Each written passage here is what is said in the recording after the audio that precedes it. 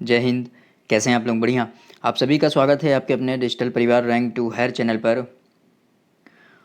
Operation sunrise और Kaladan project है, उसको देखते हैं कि ऑपरेशन सनराइज कब स्टार्ट किया गया और किस कारण से इसको स्टार्ट किया गया।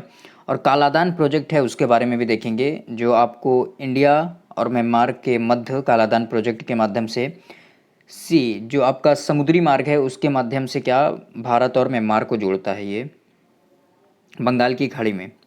आइए ऑपरेशन सनराइज़ को देखते हैं कि ये चर्चा में क्यों रहा। क्योंकि ऑपरेशन सनराइज़ का उद्देश्य था कि जो उत्तर पूर्व में जितने भी आपके विद्रोही समूह हैं उनको क्या करना है, उनका सफाया करना है। उन विद्रोहियों समूह के खिलाफ क्या करना है, ऑपरेशन को स्टार्ट करना है, जिसे नाम दिया गया ऑपरेशन सनराइज़। आइए इसको देखें। ऑपरेशन सनराइज़ हाल ही में भारत म्यांमार ने उत्तर पूर्व में विद्रोही समूहों के शिविर को निशाना बनाया।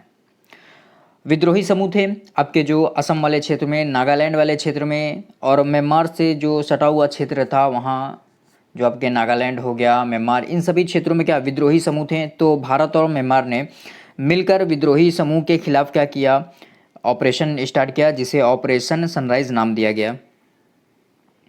इसे ऑपरेशन सनराइज नाम दिया गया। इस रणनीति का उद्देश्य उन उग्रवादी समूहों को निशाना बनाना है जो भारत और म्यांमार दोनों को प्रभावित कर रहे हैं। यह ऑपरेशन भारत और म्यांमार की सेना के द्वारा स्टार्ट किया गया था।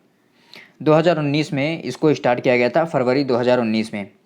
ऑपरेशन में NSCN national socialist council of Nagaland के अलावा, के का मतलब जो national socialist council of Nagaland था उसके अनेक भाग थे। के था, M थे, ये अनेक उसके भाग थे। तो जो national socialist council of Nagaland था उसका जो के वाला भाग था वो के अलावा निशाना बनाए कि जो अन्य समूह थे, Kamtapur Liberation Organisation KLO, the United Liberation Front of Assam ULFA, और the National Democratic Front of Boroland या बोडोलैंड जो था उसको निशाना बनाया गया। ये सब क्या थे, ये सब विद्रोही समूह थे जो भारत और म्यांमार की सीमा पर थे, और भारत और म्यांमार दोनों की राजनीतिक जो अस्थिरता का कारण बना हुआ थे ये विद्रोही समूह।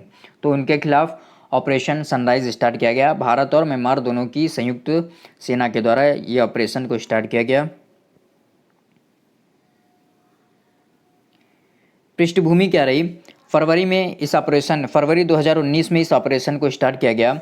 इसका पहला चरण फरवरी 2019 में स्टार्ट हुआ। यह वृहत कालादान परियोजना के लिए खतरा बन गया था। कालादान परियोजना क्या है अब उसको देखते हैं कि भारत और म्यांमार द्विपक्षीय सहयोग है आपका कालादान प्रोजेक्ट। अब चर्चा में क्यों रहा भारत और म्यांमार के मध्य जो द्विपक्षीय सहयोग है। हाल ही में केंद्रीय विदेश सचिव हर्षवर्धन श्रृंखला और सेना प्रमुख MM नरवणे जो सेना प्रमुख थे, उनकी 2 दिवसीय म्यांमार यात्रा के दौरान दोनों देशों के बीच कई महत्वपूर्ण द्विपक्षीय जो मुद्दे थे उन पर चर्चा की गई। प्रमुख बिंदु क्या रहे इन मुद्दों पर, कि इस यात्रा के दौरान केंद्रीय विदेश सचिव और भारतीय सेना प्रमुख ने म्यांमार की स्टेट काउंसलर जो आंग सान सूकी थी, वो उस वक्त म्यांमार की प्रमुख थी, परंतु अब वर्तमान में बात करें तो वर्तमान में म्यांमार में क्या है, आपका आर्मी सेना का शासन लागू है। और commander in chief of defence services senior general Min आंग हलिंग से मुलाकात की थी। भारत के जो केंद्रीय विदेश सचिव और भारतीय सेना प्रमुख ने इनसे मुलाकात की। केंद्रीय विदेश सचिव द्वारा म्यांमार की राजधानी क्या है, नापीदा में एक संपर्क कार्यालय का उद्घाटन किया। और गौरतलब है कि दिसंबर 2018 में जब राष्ट्रपति रामनाथ कोविंद की म्यांमार की यात्रा हुई थी तो उस दौरान नापीदा में संपर्क कार्यालय की स्थापना के लिए प्रस्ताव को मंजूरी दी गई थी। विचार प्रस्तुत किया गया था 2018 में जब रामनाथ कोविंद म्यांमार की यात्रा पर गए थे। इस संपर्क कार्यालय के औपचारिक उद्घाटन के साथ ही भारत द्वारा नापीदा में भारतीय दूतावास की स्थापना की दिशा में एक महत्वपूर्ण कदम बढ़ाया गया। ध्यातव्य है कि वर्तमान में अन्य देशों की तरह ही म्यांमार में भारत का दूतावास इसकी पूर्व राजधानी यंगून में स्थित है, यंगून या रंगून में स्थित है। म्यांमार का पुराना नाम बर्मा था जिसकी राजधानी रंगून थी, वहाँ पर भारतीय दूतावास स्थित है। भारत द्वारा म्यांमार से 1.5 लाख टन उड़द दाल जो विजना मूंगों के आयात को भी मंजूरी दी गई। जो उड़द की दाल है उसको भी म्यांमार से आयात को मंजूरी दी गई है भारत द्वारा। अब कोविड-19 के वक्त भारत और म्यांमार की स्थिति क्या रही, भारत के द्वारा म्यांमार को क्या सहयोग दिया गया, उसको देखते हैं कि इस यात्रा के दौरान कोविड-19 से लड़ने में म्यांमार का सहयोग के रूप में म्यांमार की स्टेट काउंसलर को भारत के द्वारा रेमडेसिविर की 3000 शीशियाँ प्रदान की गई थी। इसके साथ ही केंद्रीय विदेश सचिव ने कोविड-19 वैक्सीन की उपलब्धता के बाद इसे अन्य देशों के साथ साझा करने में म्यांमार को प्राथमिकता देने का भी संकेत दिया। अवसंरचना के क्षेत्र में क्या सहयोग देखे गए, दोनों पक्षों के द्वारा वर्ष 2021 की पहली तिमाही तक सितवे बंदरगाह का परिचालन हेतु कार्य करने पर सहमति व्यक्त की गई थी। कालादान परियोजना है, 2008 में उसको मंजूरी दी गई भारत और म्यांमार के मध्य उस कालादान परियोजना को, और एक डेडलाइन रखी गई कि 2021 तक इस परियोजना को पूरा कर लिया जाएगा, परंतु 2021 तक इस परियोजना को पूरा नहीं किया गया और अब इसकी जो डेडलाइन है 2031 तक रखी गई है कि इस परियोजना को पूरा कर लिया जाएगा। दोनों पक्षों ने त्रिपक्षीय राजमार्ग, भारत, म्यांमार और थाईलैंड और कालादान मल्टी मॉडल पारगमन परियोजना, Kaladan multi modal transit transport project जैसे भारतीय सहायता प्राप्त अवसंरचना परियोजनाओं की प्रगति पर भी चर्चा की है। आपका जो कालादान परियोजना है वो क्या भारत से म्यांमार को जोड़ता है और म्यांमार से फिर भारत का जो उत्तर पूर्व का राज्य है मिजोरम उसको जोड़ता है, और इस प्रोजेक्ट में जो पूरी धनराशि है वो भारत के द्वारा ही इस प्रोजेक्ट में लगाई जा रही है। गौरतलब है कि यह कोलकाता को म्यांमार के सितवे बंदरगाह से जोड़ती है। इस परियोजना में के पूरे होने पर कोलकाता और मिजोरम के बीच 1800 किलोमीटर की दूरी है। अगर आप भारत के वेस्ट बंगाल से होकर जो चिकन कॉरिडोर है उससे असम के क्षेत्र से आप अगर मेघालय से अगर पूर्ववर्ती जो उत्तर पूर्व के राज्य हैं उन राज्यों में जाते हैं तो भारत के जो चिकन कॉरिडोर है, चिकन नेक है, वहाँ से और इधर भारत के आपके जो उत्तर का क्षेत्र है उत्तर से उत्तर पूर्व के क्षेत्रों से जुड़ने के लिए मिजोरम तक आपको आने के लिए कम से कम आपको 1800 किलोमीटर की दूरी तय करनी पड़ेगी। परंतु भारत के कोलकाता के सितवे बंदरगाह, कोलकाता से आपके म्यांमार के सितवे बंदरगाह को अगर आपस में जोड़ दिया जाता है तो उससे भारत का जो उत्तर का क्षेत्र है और उत्तर पूर्व के जो क्षेत्र हैं उनके मध्य की जो दूरी है वो 930 किलोमीटर की हो जाएगी, इसलिए ये इम्पॉर्टेंट है। अब देखते हैं कालादान प्रोजेक्ट है क्या। Kaladan multi modal transit transport project Kolkata से म्यांमार और फिर म्यांमार से मिजोरम तक का रास्ता है। क्या है आपका कोलकाता से म्यांमार और फिर म्यांमार से मिजोरम तक का यह रास्ता है। आपको कोलकाता से जो सितवे बंदरगाह है म्यांमार का वो समुद्री मार्ग है, उसके बाद फिर आप म्यांमार से मिजोरम तक का स्थल मार्ग के द्वारा जुड़ेंगे। इसमें समुद्र, नदी और जमीन तीनों रास्ता शामिल है। कोलकाता पोर्ट से समुद्र के रास्ते म्यांमार के सितवे बंदरगाह तक आप पहुंचेंगे, फिर इसके आगे कालादान नदी का रास्ता और फिर म्यांमार से मिजोरम को जोड़ती जो सड़क है वो आपका कालादान प्रोजेक्ट के अंतर्गत सम्मिलित है। इस प्रोजेक्ट को 2008 में मंजूरी मिली थी, तब इसकी लागत कितनी थी 535.91 करोड़ रुपए इसका लागत तय किया गया था। अनुमानता इतनी लागत आएगी इसमें। अब ये प्रोजेक्ट 2008 में इसमें मतलब एक समय सीमा तय की गई थी, 2008 में इसको मंजूरी मिली। उसके बाद फिर 2015 में, अब देखिए समय के साथ तो चीज़ों भी महंगी होती जा रही हैं, जिसके कारण 2015 में इसकी कीमत बढ़कर 2,904 करोड़ रुपए इसकी लागत हो गई और इसको बोला गया कि 2021 तक एक डेडलाइन रखी गई कि 2021 में इस कालादान प्रोजेक्ट को पूरा कर लिया जाएगा, परंतु इसको 2021 में भी पूरा नहीं किया जा सका और फिर इसकी डेडलाइन बढ़ाकर 2031 तक कर दी गई है। और सबसे महत्वपूर्ण बात है कि इस पूरा जो प्रोजेक्ट है इसका पूरा खर्चा भारत उठा रहा है और समय के साथ धीरे धीरे इस प्रोजेक्ट की जो कीमत है वो भी बढ़ती जाएगी और भारत पर इसका भार भी बढ़ता जा रहा है। देखते हैं 2021 के आखिर तक पूरा करने की डेडलाइन थी। प्रोजेक्ट में लगातार देरी भी हो रही है। इसकी डेडलाइन 2021 तक रखी गई थी, लेकिन काम पूरा नहीं हुआ तो इसको बढ़ाकर 2031 तक पूरा कर दिया गया है कि 2031 तक इस प्रोजेक्ट को पूरा कर लिया जाएगा। पोर्ट तैयार हो गए हैं, सड़क का काम भी चल रहा है। कोलकाता के सितवे पोर्ट तक की दूरी 539 किलोमीटर है। सितवे से कालादान नदी के जरिए पलेतवा का रास्ता 158 किलोमीटर का है। फिर इसके बाद 129 किलोमीटर लंबी सड़क है। इसमें 88 किलोमीटर की सड़क भारत में है। इसके बन जाने के बाद कोलकाता से मिजोरम की दूरी करीब 1000 किलोमीटर कम हो जाएगी। ये है मैप में देखिए कि ये आपका कोलकाता का जो कोलकाता बंदरगाह है वहाँ से आप क्या करेंगे 539 किलोमीटर आप यात्रा तय करेंगे कहाँ, म्यांमार के सितवे बंदरगाह। फिर उसके बाद जो कालादान नदी है, कालादान जो रिवर है उसमें आप आगे बढ़ेंगे 158 किलोमीटर आप यात्रा तय करेंगे। फिर क्या आपको सड़क मिलेगी, उस हाईवे के द्वारा आप म्यांमार से मिज़ोरम में प्रवेश कर जाएंगे। ये है कालादान प्रोजेक्ट। भारत द्वारा म्यांमार के चीन राज्य में बयानयू सरिस चौक में सीमा बाजार हाट के निर्माण के लिए 2 मिलियन अमेरिकी डॉलर के अनुदान की घोषणा की गई है। यह पहल मिजोरम और म्यांमार के बीच संपर्क को बढ़ावा देने में काफ़ी सहायता प्रदान करेगी। रक्षा क्षेत्र में भी सहयोग देखा जा रहा है। इस यात्रा के दौरान दोनों पक्षों के द्वारा अपने सीमावर्ती क्षेत्रों में सुरक्षा और स्थिरता को बनाए रखने पर भी चर्चा हुई है और दोनों पक्षों के द्वारा एक दूसरे क्षेत्र में अनैतिक द्वेषपूर्ण गतिविधियों के लिए अपने क्षेत्रों का प्रयोग न होने देने की भी प्रतिबद्धता को दोहराया गया है। मतलब ये बोला गया है कि किसी भी प्रकार से जो अनैतिक और दोषपूर्ण जैसी जो भी गतिविधियाँ होंगी, जैसे अब आतंकवादी विद्रोही संबंधी जितने भी गतिविधियाँ होंगी उनको अपने क्षेत्र में हम नहीं होने देंगे।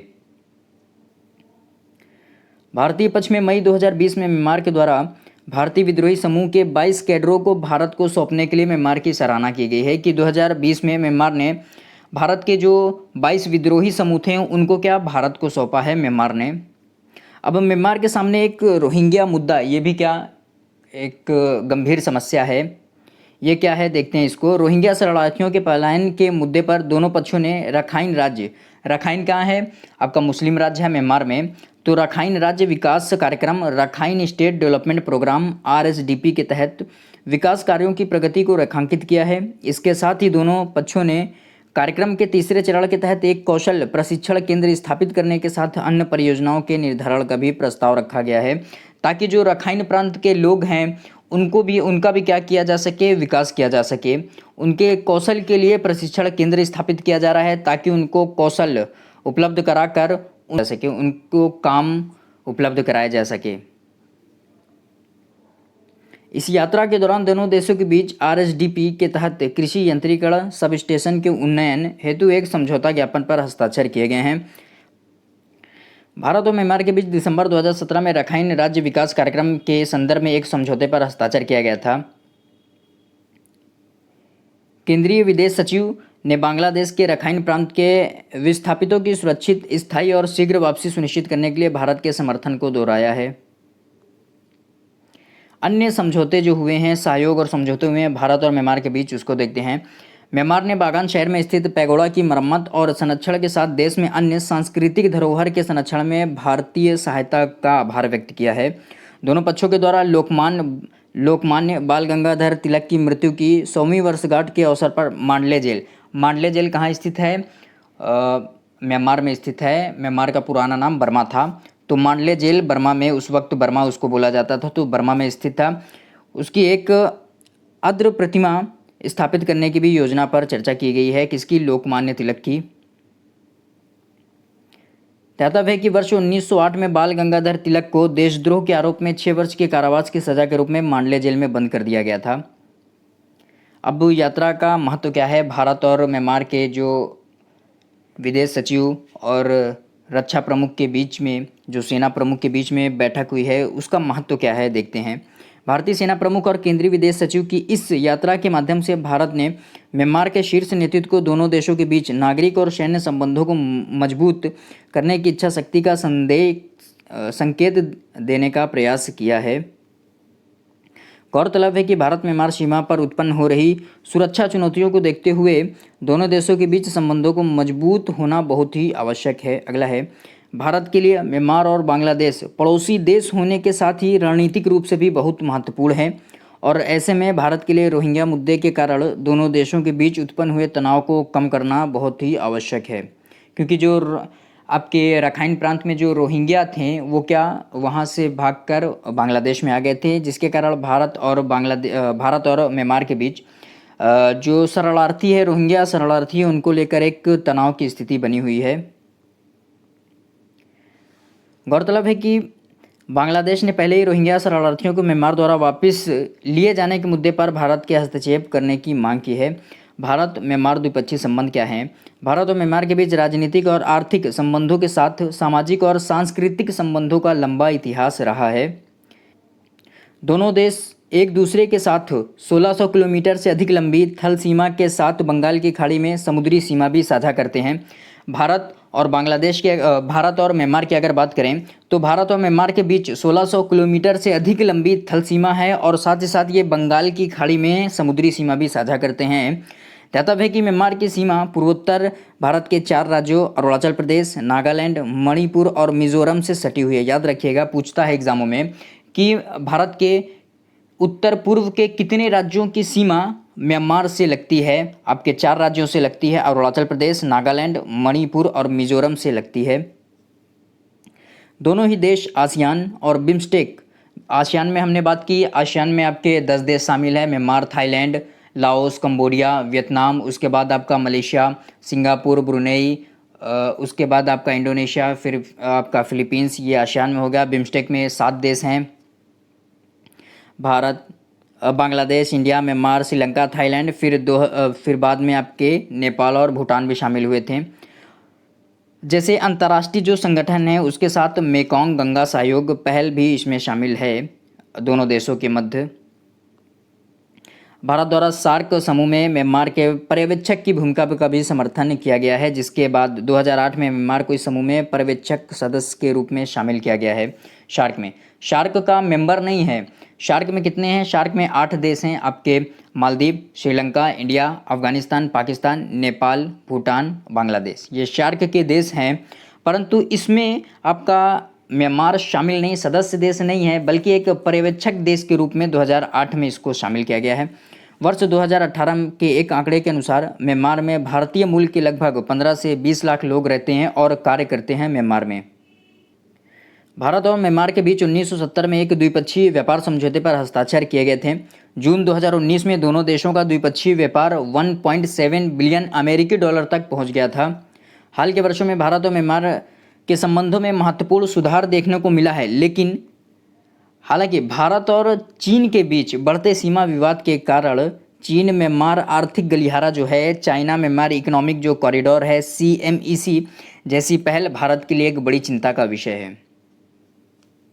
अब दक्षिण चीन सागर में चाइना की स्थिति बढ़ती जा रही है। चाइना वहाँ ताइवान और आपका जो वियतनाम वाला क्षेत्र है इसको बोलता है ये चाइना का भाग है, जिसके कारण भारत से जो सटा हुआ भारत का जो पड़ोसी राज्य है म्यांमार, तो उसका और चाइना का के मध्य जो आपका चाइना म्यांमार इकोनॉमिक कॉरिडोर है उसके बन जाने से एक भारत के लिए एक चिंता का विषय हो गया है।